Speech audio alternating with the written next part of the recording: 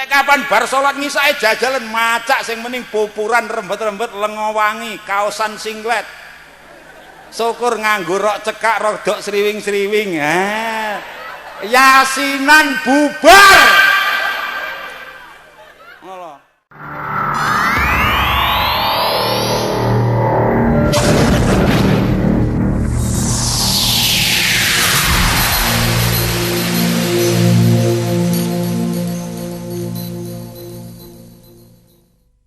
Manten putri, tak omongi niki hasil sensus penduduk dunia terakhir.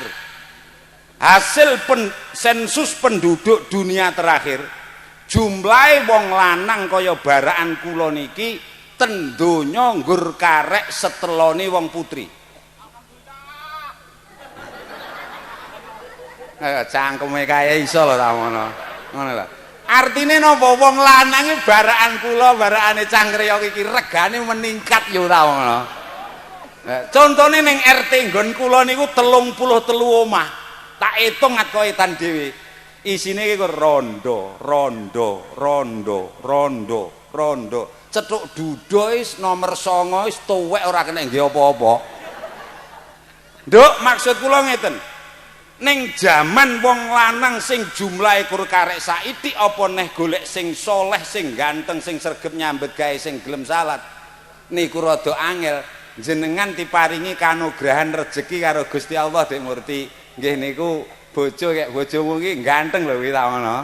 Ha iya. Ning ya cocok wong anake katenun ya. Bae anakmu ya ayu lho ngono. Iya ta, aku ya ndak ngira lho anake katenun lek cethoke ta ngono.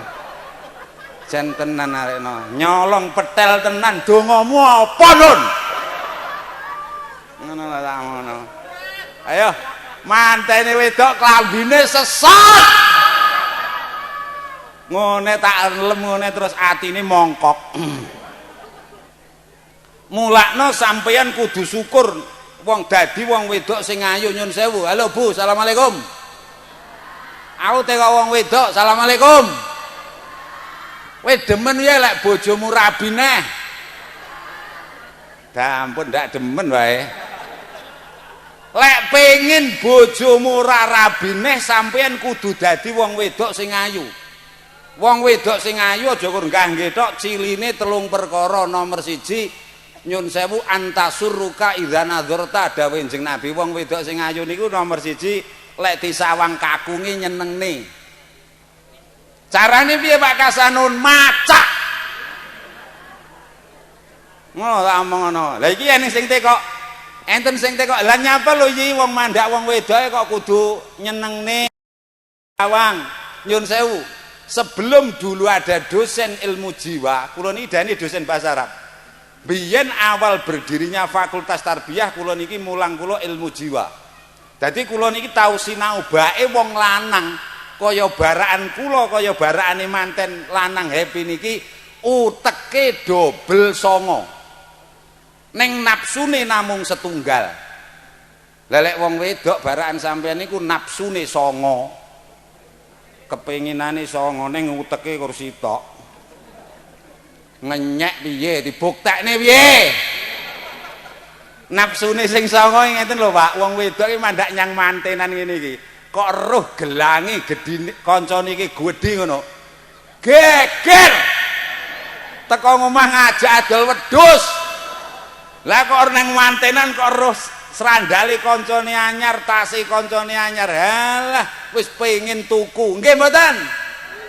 Halah ora normal kuwi berarti ngono kuwi. Ning lek wong lanang roh klambi anyar, roh srandal anyar, bahkan roh omah apik kuwi ora patek kemlenyer nggih mboten. Lah tangene wong lanang iki klambi ora tau ganti ya kuwi ya. Ngono.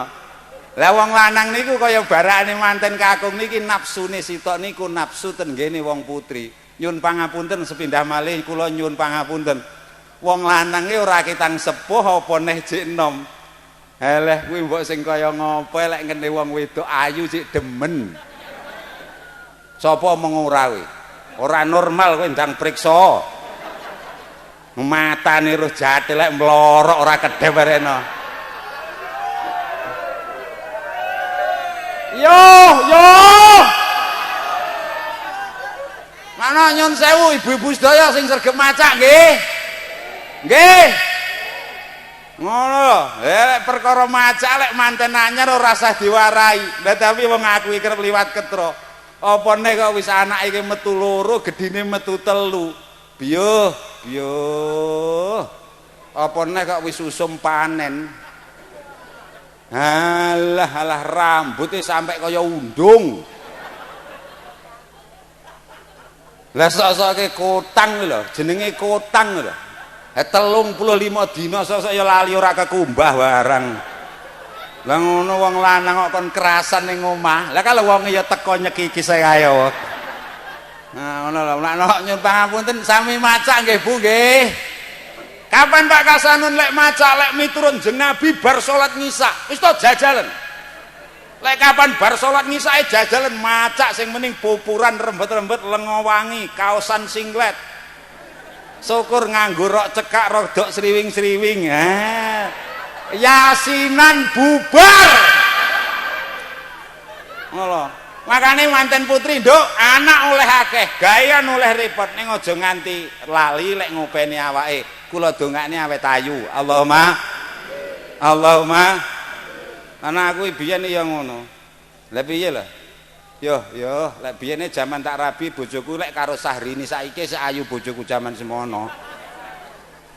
Bareng saiki iki aku mulih ngaji bengi jam 12 tak goleki Sahrini iki nyandi aku.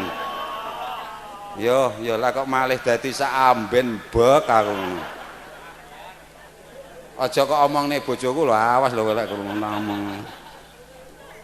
Pinter macak nggih Nduk nggih. Nomor 2 nyun pangapunten watuti uka idza amarta dan selalu taat apabila diperintah suami. Bu. Nduk manten wedok wong wedoke sing penting taat karo sing kakung. Lek basane wong Pandewatu wong wedoke rasa kakean cangkem titik. Wis ngene nggih. Nggih. Lek pengin rezekimu kuthuk wong wedok aja wani karo wong lanang. Wis ngene. Rasa dawa. Lah piye aku tau liwat ning tumpak pelem kono. Sing lanange muni sekecap. Lah kok sing wedoke karo cincing piye makmu?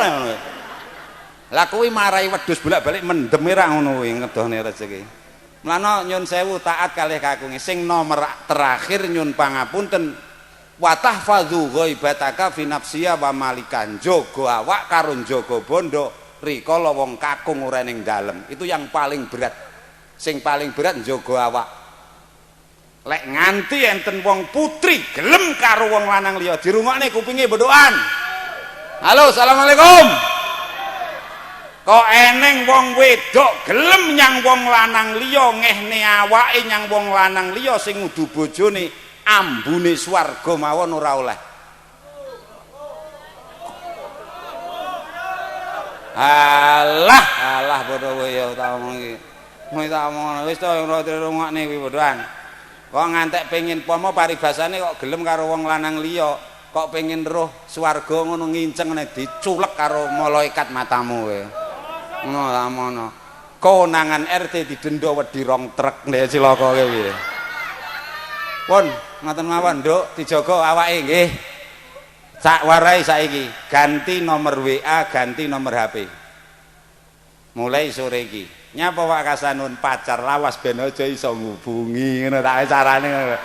Aku iki rahasiane wong nom ngono kuwi bodohan ora ngerti. Pak Katenun utawi Pak Besan ingkang saking tuwak pelem dipun tambahi syukure. Mulai salat nun sing mumpung.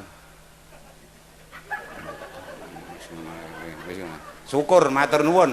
Nomor 2 ditambahi sabare. Ditambahi sabar, Pak. Sampeyan ndek mantu ayu kok jipne iso adang. Alah ora godak tak omongi kowe jan. Omongi jan. Katenun tak omongi jan mantumu ganteng kok jipne ngunggahne wedi ora ganceng ya. Tak omongi sisan ngoten lho nggih ditambahi sabare nggih. Siji pokoke tambah ana sabar, nomor 2 tambah ana syukur. Insyaallah pokoke mantene lanang ndang gelem nyambet gawe jujur gek gelem salat, mantene wedok manut karo kakunge. Gek sing besanan iki do sabar insyaallah pinaringan wilujeng donya akhirat. Al-Fatihah.